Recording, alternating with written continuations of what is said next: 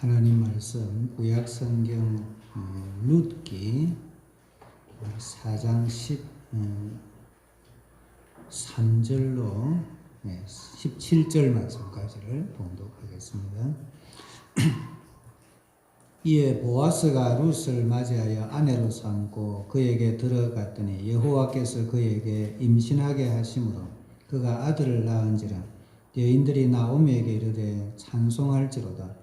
여호와께서 오늘 내게 기업 물을 자가 없게 하지 아니하셨도다.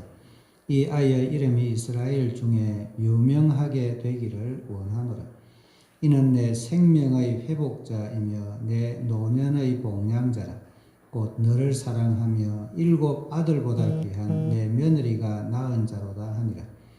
나오미가 아기를 받아 품에 품고 그의 양육자가 되니 그의 이웃 여인들이 그에게 이름을 지어주되 나오미에게 아들이 태어났다 하여 그의 이름을 오벳이라 하였는데 그는 다윗의 아버지인 이새의 아버지였더라. 아멘. 오늘 함께 예배를 드리는 여러분에게 하나님의 은혜가 충만하시기를 바랍니다. 오늘은 2020년 추석 연휴의 마지막 날로 우리가 주일 예배를 드립니다. 그래서 오늘은 복된 가정을 이루는 사람들이라는 제목으로 말씀을 드리겠습니다. 자동차 왕이라 불리는 그 헨리 포드는 역사상 가장 뛰어난 경영자 중에 한 명입니다. 분업을 처음 고안하고 그 분업 방식으로 자동차를 대량 생산했습니다.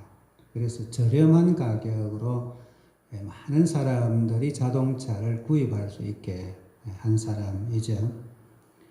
그는 또한 매우 인간적인 경영자였는데 사업에 성공하여서 얻은 많은 수익을 그 공장 노동자들과 함께 나누도록 그렇게 했습니다. 가난한 하층민으로 여겨졌던 공장 노동자들이 여유 있는 생활을 하게 됐고 또 자기들이 만든 차를 구입해서 탈 수 있게 됐습니다. 미국에서 중산층이라고 하는 그 용어가 헨리 포드 때문에 만들어졌다고도 합니다.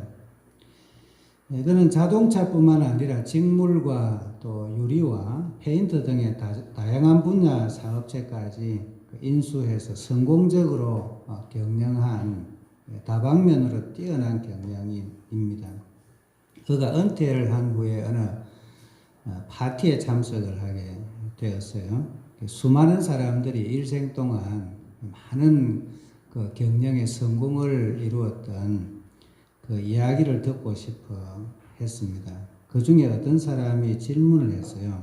선생님, 일생 동안 많은 성공을 거두었는데 그 중에 가장 큰 성공은 어떤 것입니까? 그렇게 질문을 했을 때 헨리 포드가 일말의 망설임도 없이 그것은 나의 가정입니다. 그렇게 대답을 했다고 합니다. 헨리 포드에게 사업에 성공하는 것보다 더 중요한 것은 가정이라고 고백을 한 것이죠. 우리나라에도 그 가화만사성이라고 하는 한마디로 가정이 참 중요하다. 그렇게 우리가 표현을 합니다. 가정이 화목하면 모든 일이 다 형통하게 될 수 있다는 뜻이죠. 이렇게 가정이 중요한 이유는 가정에는 참된 사랑이 있고 그 사랑 안에서 누리는 참된 안식이 가정에 있기 때문에 그렇습니다. 우리가 올해 명절에는 코로나19로 인해서 또 함께 모이지 못하는 가정들이 많습니다. 다른 때 같았으면 명절에는 고속도로가 몇 시간이 정체가 되는데도 고향을 찾고 부모님을 찾아왔을 것입니다. 연어와 같은 물고기도 알에서 깨어나고 자라는 모천으로 돌아온다고 하지 않습니까? 우리들이 태어나고 자라난 가정으로 돌아가고 싶은 이것은 이 가정이라고 하는 곳에서 우리가 받은 사랑이 있고 그 가정이 편안한 부모님의 품이기 때문에 그렇죠. 그래서 우리들이 자녀들이 참된 사랑을 받고 자라나고 또 나이가 들어서도 돌아오고 싶은 복된 가정을 이루어야 하는 것입니다. 어떻게 하면 복된 가정을 이룰 수 있을까요? 오늘 이 룻기서에 소개되고 있는 가정은 나오미의 가정입니다. 복된 가정의 모델이라고 할 만한 가정입니다만은 처음부터 복이 있었던 가정은 아닙니다. 그러나 이 가정을 구성하고 있는 가족 구성원들이 정말 아름다운 가정을 만들어냈습니다. 그리고 또한 이 가정은 그냥 단순히 한 가정의 모델일 뿐만 아니고 그 이후에 하나님의 풍성한 복을 받은 다윗의 왕국이 어떻게 이루어졌는가 아름다운 공동체를 이룬 비결이 되기도 합니다. 그래서 이 나오미의 가정을 통해서 어떻게 복된 가정을 이룰 수 있는지를 몇 가지 말씀을 드립니다. 첫째는 복된 가정은 사랑으로 이루어진다고 하는 것이죠. 여기 나오미의 가정을 보면 그 혈연 중심의 가정이 아니라고 할 수는 없지만 그렇다고 혈연 중심으로만 구성된 가정도 아닙니다. 나오미는 그 남편을 잃어버리고 두 아들도 잃어버린 의지할 데 없는 과부입니다. 룻은 나오미의 가정에 시집온 며느리인데 룻은 본래 모압 사람입니다. 그런데 외국인 여성으로 이스라엘 사람 가정에 시집을 왔습니다. 요즘 우리나라에도 외국에서 시집온 여성들이 많지 않습니까? 룻도 모압이라고 하는 그 외국에서 시집온 여성입니다. 그런데 아이를 낳지도 못했고 또 그 남편도 일찍 세상을 떠났습니다. 그래서 룻도 시어머니와 다를 바 없는 그런 과부가 됐습니다. 또 한 사람의 가족 구성원은 보아스라고 하는 인물입니다. 보아스는 그 나오미의 그 남편과 친족 관계에 있었던 사람입니다만 이 보아스는 부인을 잃은 호랍이었거나 혹은 늦게까지 결혼을 못했던 노총각이었을 것이라고 합니다. 다 외로운 사람들입니다. 이 세 사람이 제각기 혼자 살았으면 참 외로운 사람들이었을 겁니다. 그런데 함께 모여서 사랑으로 한 가정을 이루므로 제각각 부족한 것들이 다 채워지는 은혜가 임했습니다. 나오미는 장모가 되었고 할머니가 됐습니다. 보아스는 룻의 남편이 되었고 아이를 얻어서 아버지가 됐습니다. 룻은 보아스의 아내가 되고 또 자녀를 낳아서 어머니가 됐습니다. 이 세 사람은 혈연 중심으로만 이루어진 가족은 아니었는데 사랑으로 하나가 됐기 때문에 복된 가정을 이룰 수 있었던 것이죠. 복된 가정은 이렇게 사랑으로 이루어집니다. 사랑으로 가정을 이루면 가족 구성원들이 서로에게 복이 됩니다. 사랑으로 복된 가정을 이루는 우리 교회와 성도들 다 되시길 바랍니다. 두 번째는 어떻게 복된 가정을 이루었을까요? 신앙으로 하나가 됐기 때문에 복된 가정을 이룰 수 있었습니다. 나오미는 가족들을 다 잃어버렸어요. 그러나 그 약속의 땅을 떠나갔던 그것이 잘못인 줄 알고 다시 고향으로 돌아올 결심을 하게 됩니다. 나오미는 하나님을 잠시 떠났지만 하나님께로 다시 돌아왔어요. 이렇게 나오미가 신앙으로 돌이켰기 때문에 하나님께서 그를 복된 가정을 이루게 해 주신 것입니다. 14절로 17절 말씀에 여인들이 나오미에게 이렇게 말합니다. 찬송할지로다 여호와께서 오늘 내게 기업 물을 자가 없게 하지 아니하셨도다. 이 아이의 이름이 이스라엘 중에 유명하게 되기를 원하노라. 이는 내 생명의 회복자이며 내 노년의 봉양자라. 곧 너를 사랑하며 7 아들보다 귀한 며느리가 낳은 자로다 하니라. 나오미가 아기를 받아 품에 안 품고 그의 양육자가 되니 그의 이웃 여인들이 그에게 이름을 지어 주되 나오미에게 아들이 태어났다 하여 그의 이름을 오벳이라 하였는데 그는 다윗의 아버지인 이새의 아버지였더라. 그랬습니다. 이 결혼을 해서 아들을 낳은 사람은 보아스와 룻입니다. 보아스와 룻이 아들을 낳았는데 그 이웃에 있는 여인들이 그 가정을 축복하기를 뭐라고 축복하는가 하면 나오미를 축복합니다. 좀 더 구체적으로 이야기하면 나오미에게 아들이 태어났다. 그렇게 하면서 이름을 지어 줍니다. 왜 나오미를 축복을 했을까요? 그것은 보아스와 룻이 낳은 그 아들이 나오미의 남편 또 나오미의 아들의 대를 잇는 그 호적에 올라가기 때문에 그리고 그 나오미의 가정을 회복시켜 주는 자녀가 되기 때문에 이제 호적상 나오미의 자녀가 되는 것입니다. 사실 알고 보면 이 보아스와 룻과 그 태어난 아이인 오벳은 본래는 나오미에게는 사위도 아니었고 딸도 아니었고 그리고 태어나지 않았으면 또 손주도 아니었을 아이이잖아요. 그런데 나오미에게 아들 같은 사위가 생겼고 딸 같은 며느리가 생겼고 눈에 넣어도 아프지 않을 손주가 생겼어요. 이 모든 것은 다 은혜인데 그 은혜는 나오미가 하나님의 약속하신 땅으로 돌아왔기 때문에 회복된 은혜인 줄 믿습니다. 우리가 하나님께로 돌아오면 하나님께서 예비해 놓으신 풍성한 은혜가 있습니다. 나오미는 신앙을 회복했기 때문에 신앙이 좋은 며느리가 따라왔어요.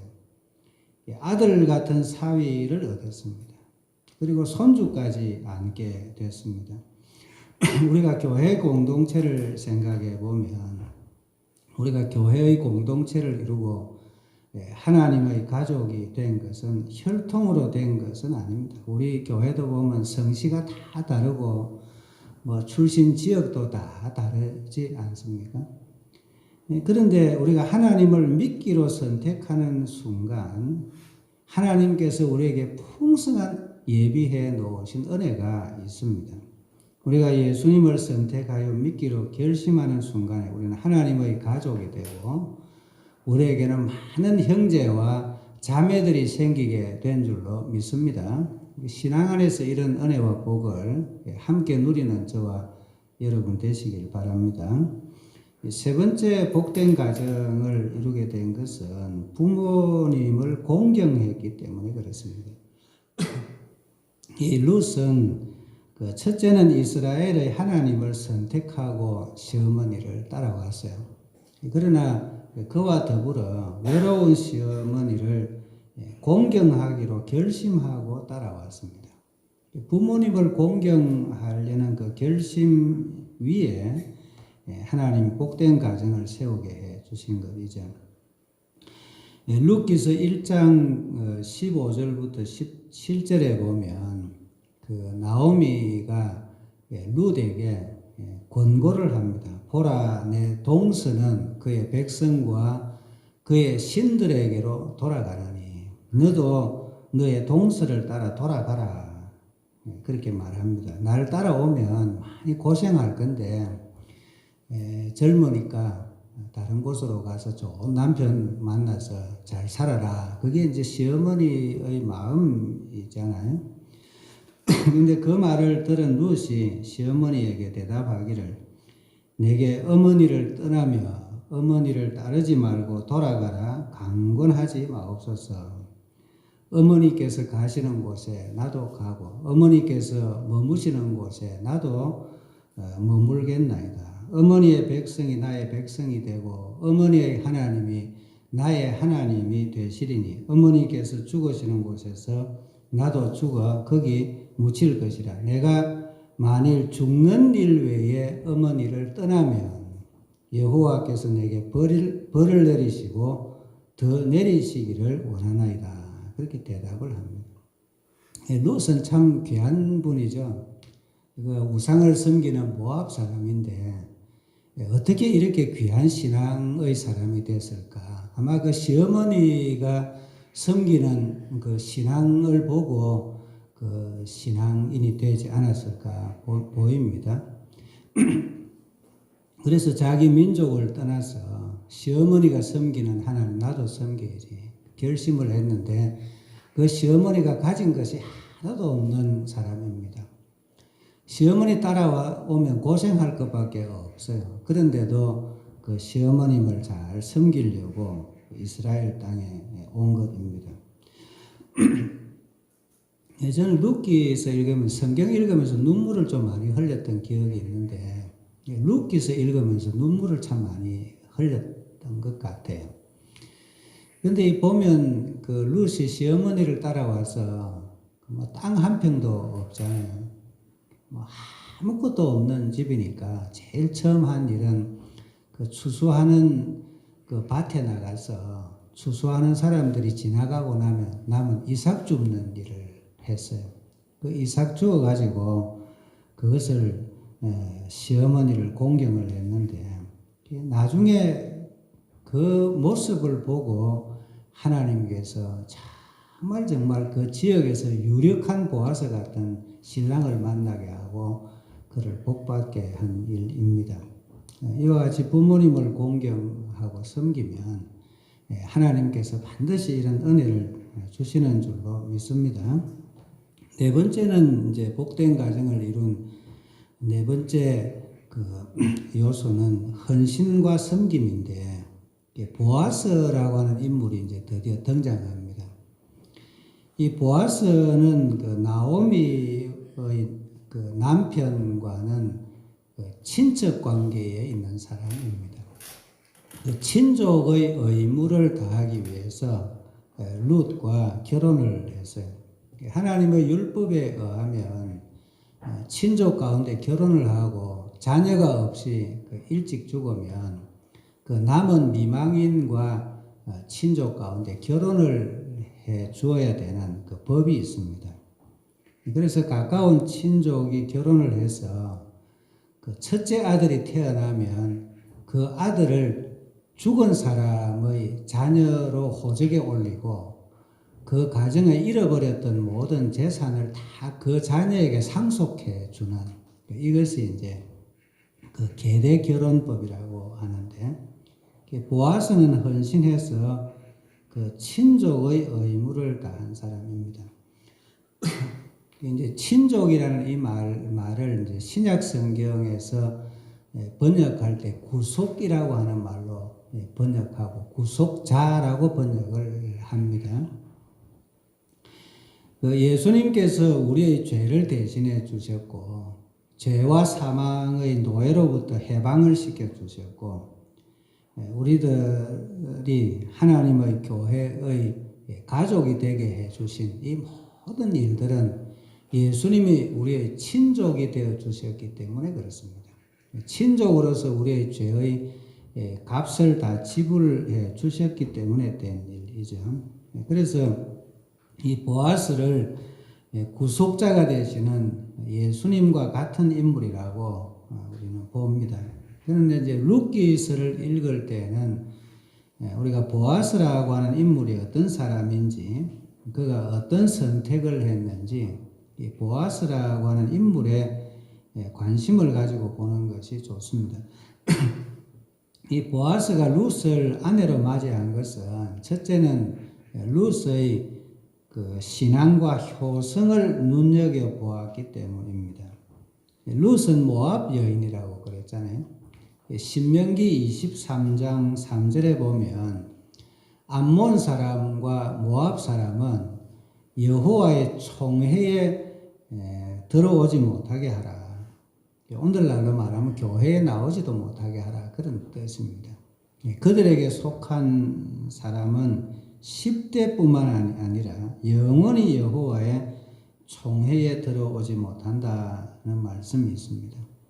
꼭 뭐 민족의 어떤 혈통 때문은 아니고 우상을 섬기는 사람들이었기 때문에 하나님의 백성 가운데 오지 못한다 그랬습니다. 그런데 이제 룻은 모압 여성이었지만은 그가 하나님을 믿기로 결심했기 때문에 그래서 그 하나님의 백성이 될 수 있었던 것이죠. 근데 룻기 2장 11절로 12절에 보면 보아스가 룻의 그 신앙과 또 시어머니에게 하는 효성을 잘 눈여겨보았던 것 같아요. 룻에게 이런 말을 합니다. 내 남편이 죽은 후로 내가 시어머니에게 행한 모든 것과 내 부모와 고국을 떠나 전에 알지 못하던 백성에게로 온 일이 내게 분명히 알려졌느니라. 여호와께서 내가 행한 일에 보답하시기를 원하며 이스라엘의 하나님 여호와께서 그의 날개 아래에 보호를 받으러 온 내게 온전한 상 주시기를 원하노라. 그렇게 말을 합니다. 이것이 보아스가 룻이라고 하는 여성을 배우자로 선택한 이유입니다. 보아스는 룻의 신앙을 보았고 또 룻의 시어머니를 섬기는 효성을 보고 그의 아내로 선택한 것이죠. 우리 가정의 자녀들이 결혼을 할 때 제일 우선적으로 보아야 될 건 이와 같은 신앙과 성품을 잘 보고 선택을 해야 될 줄로 믿습니다. 그렇게 할 때 행복한 가정을 이룰 수 있습니다. 두 번째로 우리가 보면 보아스의 가정의 배경을 생각해 볼 수 있는데 룻기 4장 21절에 보면 살모는 보아스를 낳았다 그랬습니다. 이제 보아스의 아버지가 살몬이라는 사람이라는 거죠. 그런데 그 마태복음 1장 5절에 보면 예수님의 족보 가운데 살몬은 라합에게서 보아스를 낳았다. 그래서 그 어머니의 이름이 거기에 추가되어 있어요. 이 라합이라고 하는 분은 어떤 분이죠? 라합은 그 이스라엘 백성들에게 정복당했던 가나안 땅 여리고성에 살았던 기생의 이름입니다. 이 라합이 하나님의 백성과 결혼해서 낳은 아들이 보아스입니다. 보통 이런 경우에 신앙을 떠나서 혼혈하다 그래서 또 멸시도 받을 수 있는 자녀입니다.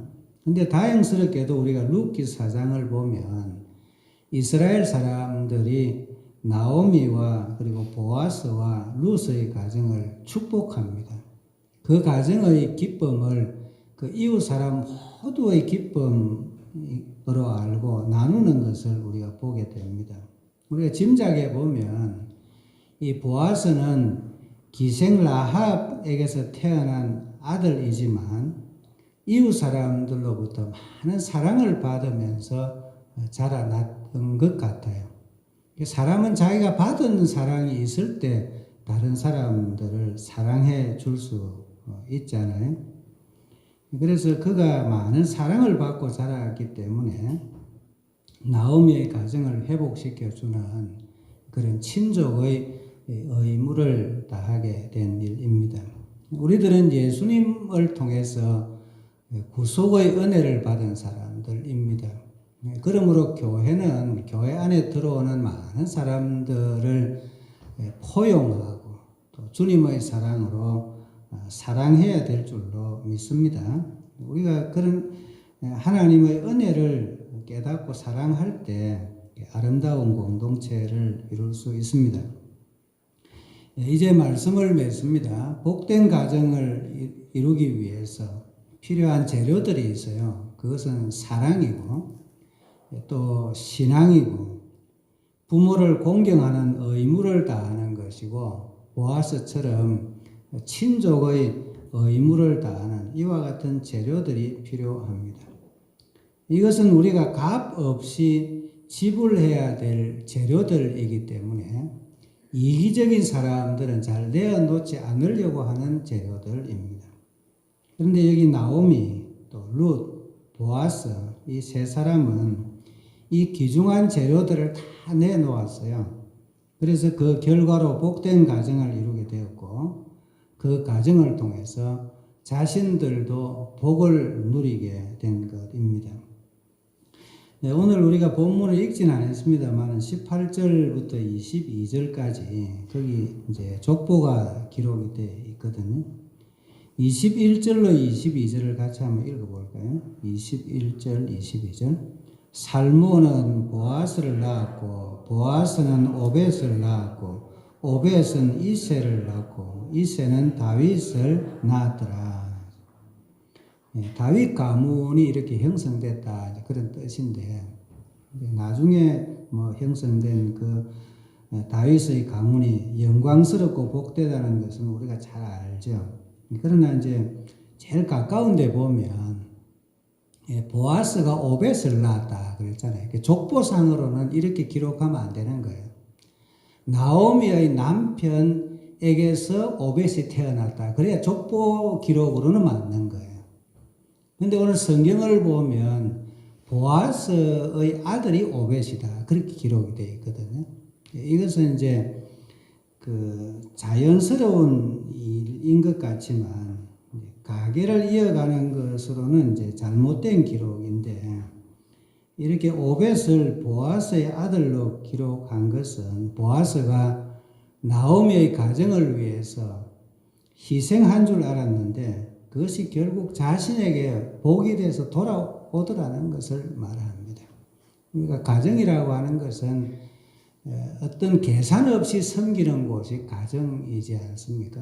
우리가 자녀들에게 무엇을 주면서 내가 계산서에다 다 올려놨다 그런 부모는 없잖아요. 아내가 남편에게 늘 사랑으로 섬기면서 여보 나에게 월급 주세요 하는 아내도 없잖아요. 남편이 힘써 노력해서 뭐 월급 봉투 들고 와서 뭐 대단한 일을 한 것처럼 생색내는 남편도 없잖아요. 그것은 가정의 특징입니다.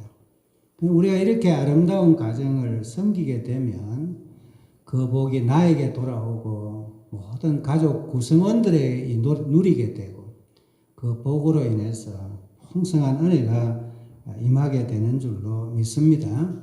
가정은 참으로 아름다운 곳입니다. 우리 모두 나오미의 가족들처럼 복된 가정을 세우는 주인공들이 되어서 가정을 통해서 주시는 하나님의 은혜와 축복을 받아 누리게 되시기를 주님의 이름으로 축원합니다.